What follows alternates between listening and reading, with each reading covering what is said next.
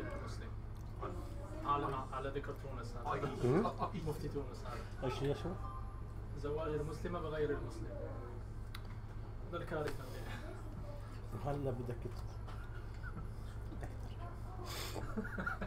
تو ليت كله حاضر خلاص جاهز؟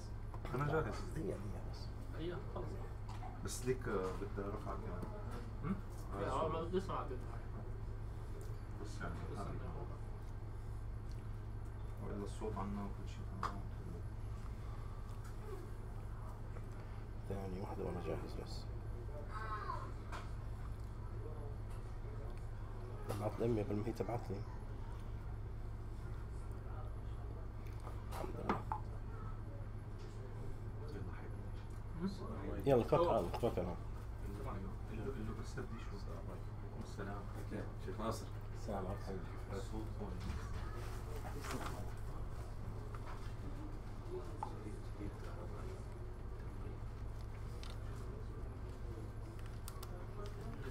عندي شريط كهربائي بتاع مريض الفراش بتاعه ما عادش عندي مكان ما اتحكم منه احتاج احكي مع سعيد شوف إذا بحطه في الستورج اللي عندنا أي حد يحتاجه إن شاء الله.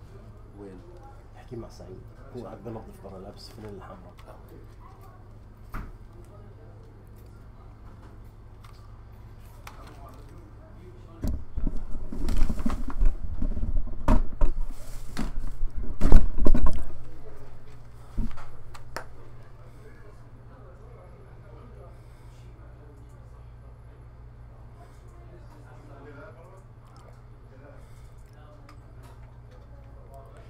رب اشرح لي صدري ويسر لي امري واحلل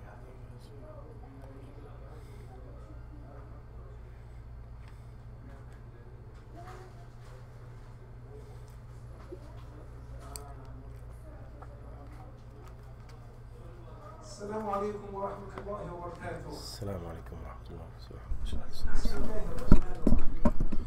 إذن من الله عز وجل بسم الحمد لله والصلاة والسلام على محمد النبي الأمي وعلى آله وصحبه أجمعين. أما بعد فإن هذا الحديث المتابعة لما استنقلت عن بعض الدول الإسلامية من السعي إلى تشريع زواج المسلم غير المسلم.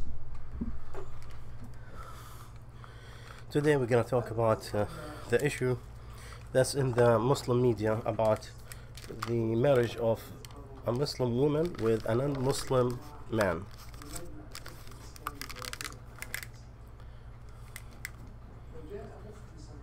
The Mufti of Singapore came in one of the congresses. He came with the project. He wanted to have the conference to consider, because the Muslim, when she married a non-Muslim, she became a repentant from Islam, and it became in his country it became very common. What he wants to do that to declare a very clear statement that whomever marry for non-Muslim, she is repentant she is reverted from Islam. A lot of people get excited about this project. When it was exposed, and when it was exposed to all these scholars, he said, with our strongest condemnation to this action, and considers a catastrophe in religion and social catastrophe and a moral one, but the kufr to be repentant, reverted from Islam, it has its rules. Because whomever did sin, you give him a chance to repent. So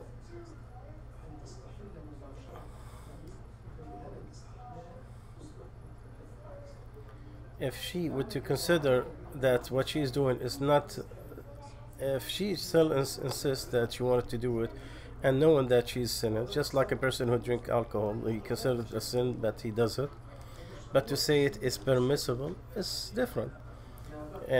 So if she were to say that this marriage is okay, is not is permissible, that is kufr, that is getting out of Islam. But in general, whomever marry a non-Muslim, she is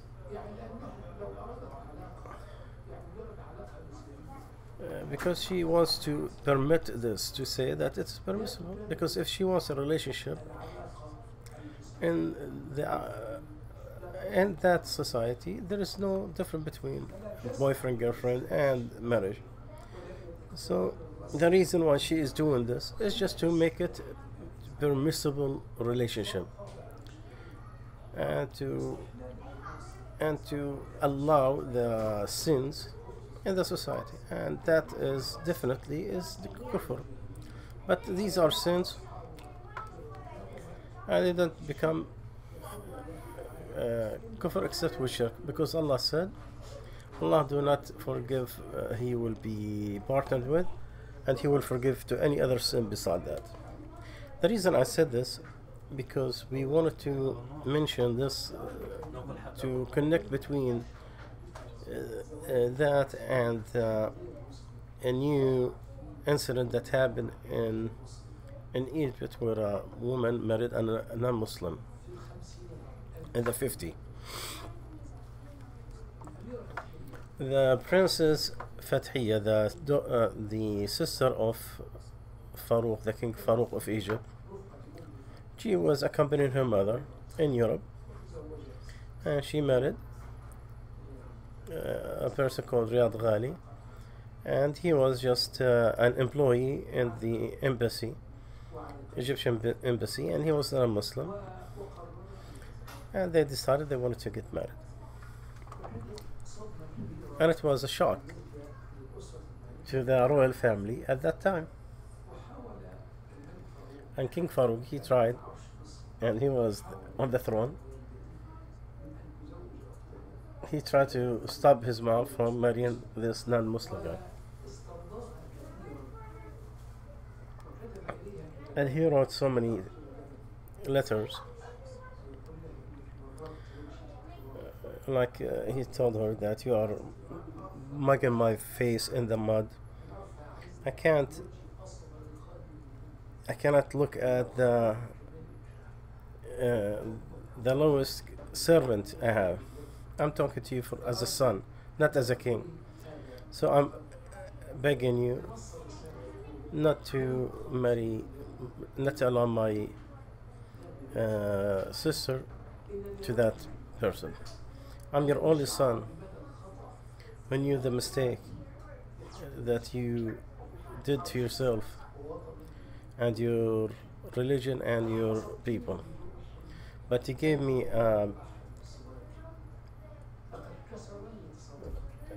he hurt me bad,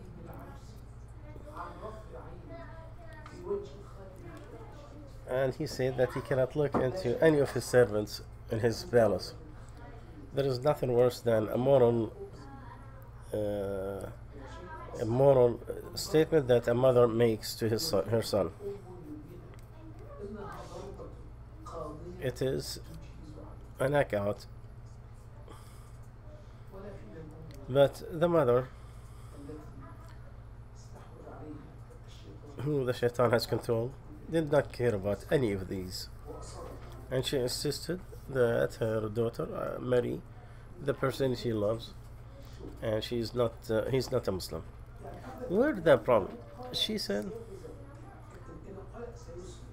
because he said that he will embrace Islam. He had the intention, and this is what the shaitan, he always deceives. So if he embraces Islam, she is thinking that she gain a new Muslim to the Muslim community. This is, of course, not a true reason. This is a way of the shaitan. And the amazing thing that the mother and her daughter,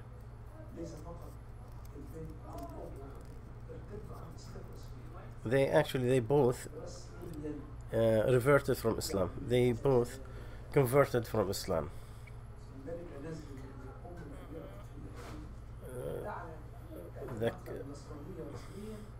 the queen and her princess.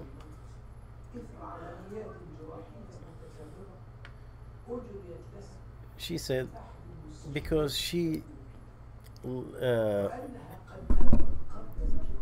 that before her surgery, she said that she will become a Catholic if Allah gave her more life, if she lived after the surgery.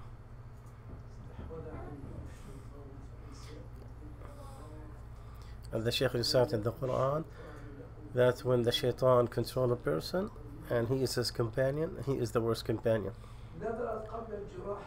So that queen, she thought because she's doing a surgery in the Catholic hospital that she will become Catholic.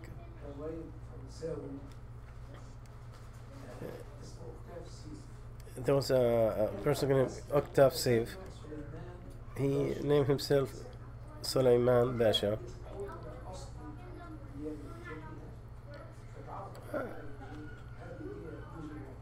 And she thought because she has roots in France that she wanted to be back to her roots as a Catholic.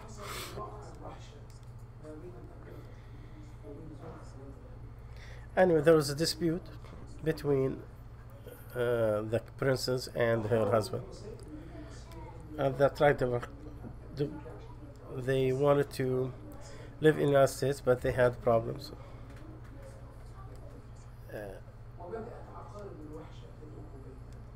And the problems start to grow between the two couples.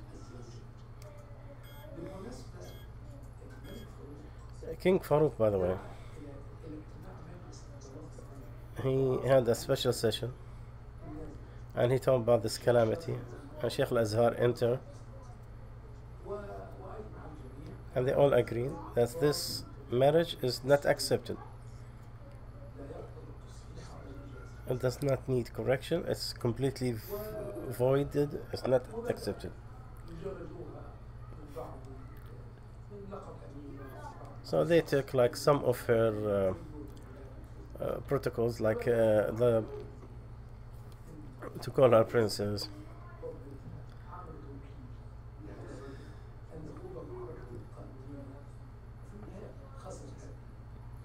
And after a long battle, the queen, she bankrupted, and her daughter in the court.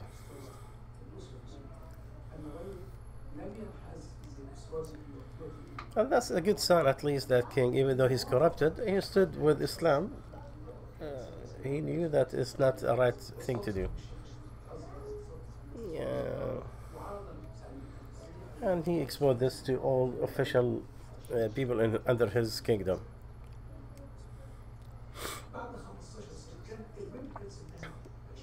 She was 20 years old, that princess, and the guy was 31. After 15 years, as we said, they have a dispute. It was a civilian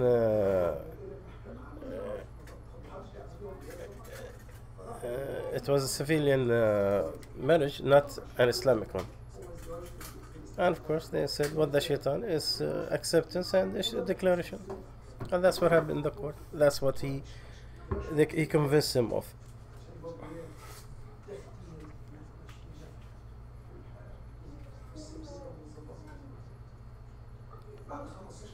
So after 15 years, they start having problems.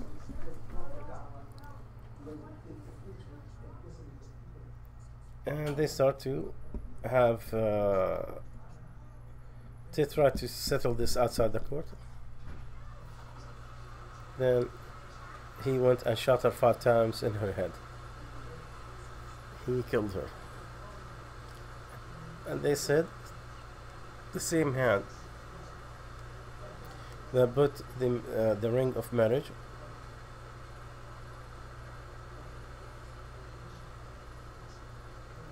it is the same hand that hit the pistol and killed the princess.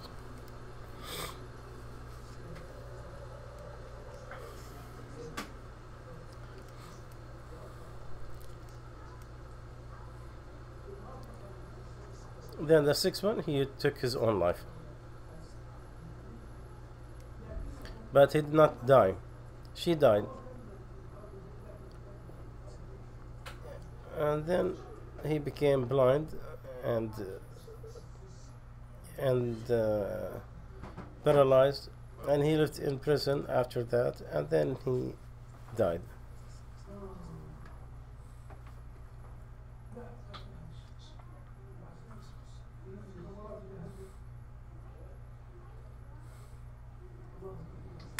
Amen. Amen. The point here that the Muslim woman that marriage with a non-Muslim is voided, is not accepted from its original, and it is mentioned in the Book of Allah. Do not marry the mushrikeen until they believe, and a believing person is better than a non-Muslim. Those who call to hellfire, and Allah calls for a forgiveness from Him and heaven. Also, Allah said, if the believing women they came to you migrating, test them. Allah knows their faith. If you knew that they are faithful, do not take them back to the disbeliever. They're not permissible for each other.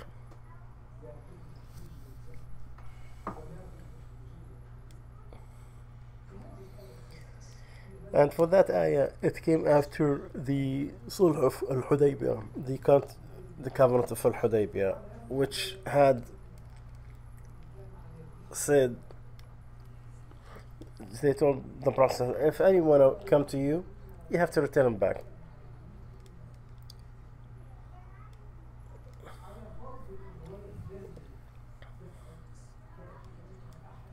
No one come to you, even if he's in your religion, you have to bring it back to him. So the problem was, if the Muslim woman came to Al-Madinah, believing to them, do they return them back to the disbelievers? And the woman is weak, and she don't have that right before Islam. She only gained her rights after Islam. So are they going to return her back weak with no rights? This is something give her over what she could have, more than what she could burden. So Allah Azza wa Jal wrote this ayah to correct that contract of Al-Hudaybiyah, that it is accepted with return, but not with the woman. Not with the men, you could return them back, but not the woman. And that came from Allah the Almighty. So Allah ordered His believing servants, if the woman came to Him migrating, that they will test their faith. If they found that they are believers, then they should not return them back to the disbelievers. How about what kind of test they gave those migrating women? That she swore by Allah that she did not leave because of a hatred to her husband. I should have a family problem, and that's a way out. That she did not come out because she wants to have a different land than the land she has, or because she wants something in this life, and she only came out because of her love to Allah and His Messenger. And another narration, that person who used to ask them to swear on behalf of the Prophet ﷺ is Umar ibn al-Khattab himself. And a narration from Mujahid that asked them why they came over. If they had a problem with their family, with their husbands, and did not believe, then return them back to their husbands. And in the narration of Qatada, their test that they were swear by Allah, they did not leave except the love of Allah and His Messenger and the love for Islam. If they said that, then it's accepted from them.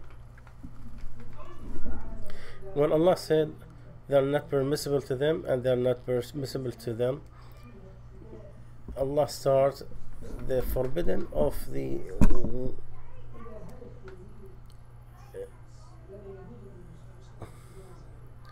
until that day it was allowed for the woman to marry non-Muslim, but with that started it was forbidden.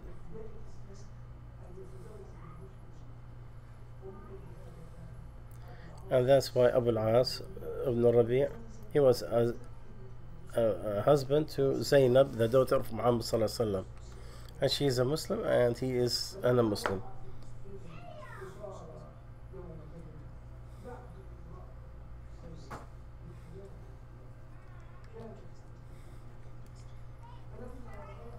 And when Al-As became a prisoner and she gave a bracelet that belongs to Khadija, and he felt softened, and he told the Muslims, his companions, if you felt like to free him, that's up to you. And they did, and they gave back the bracelet to her. So the Prophet ﷺ, he left him.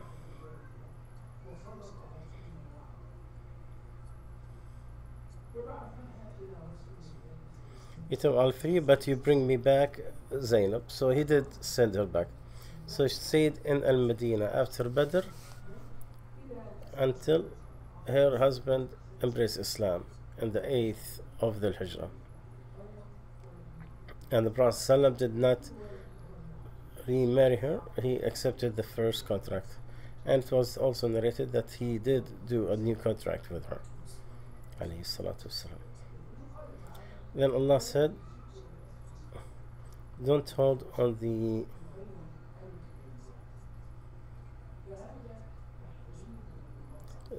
it's also for the believing male not to marry the woman who embraced partnership with Allah, like Hindus or anything beside the peoples of the book.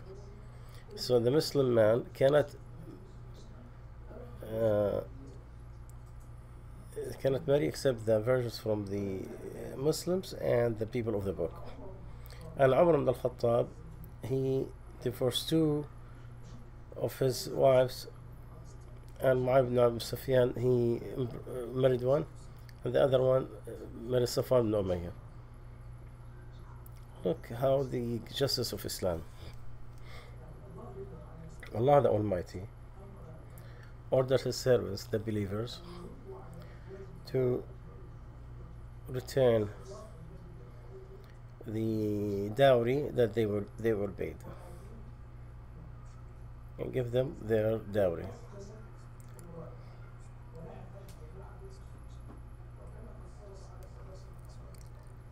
So when he returned to Muslims, even though he's a disbeliever, you cannot transgress his rights, so you give him his money back. What he spent, you give him back. And he was talking about dowry, not on the living expenses.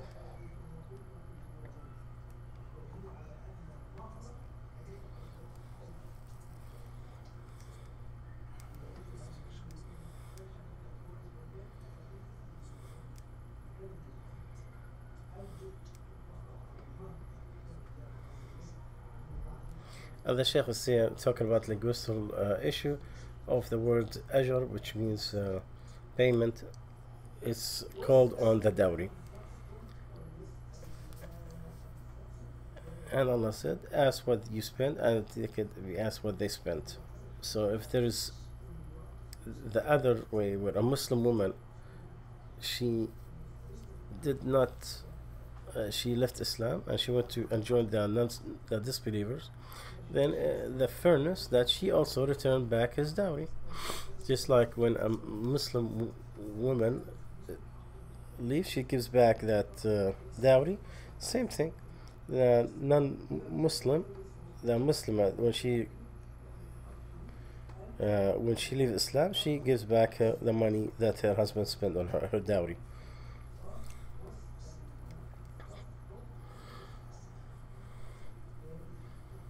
That's the rule of Allah. Allah had to rule any way He wants.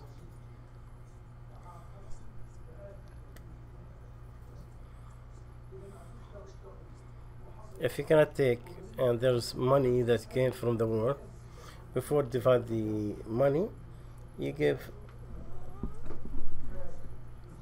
those who owe money, they get their money first.